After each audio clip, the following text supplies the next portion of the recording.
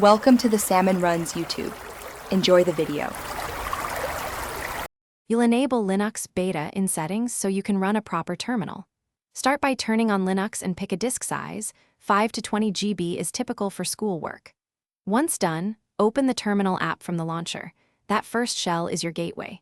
You'll see a prompt. Type simple commands like ls to list files and pwd to know your current folder. This gets you into the environment quickly so you can install tools next. Now you'll prepare the system by updating packages so installs are clean. Run sudo apt update and sudo apt upgrade y to fetch and apply updates. This reduces errors later. Then install what you need, nano for quick edits or codos for GUI editor, using sudo apt install.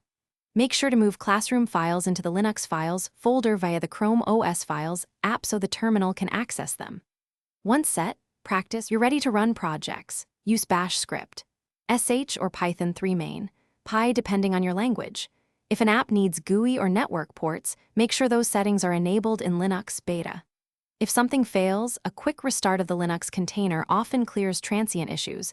Also confirm you have enough disk space and rerun sudo apt update and sudo apt upgrade.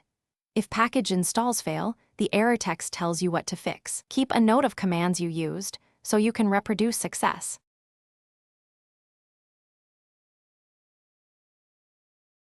Thanks for watching. Consider subscribing if we helped you.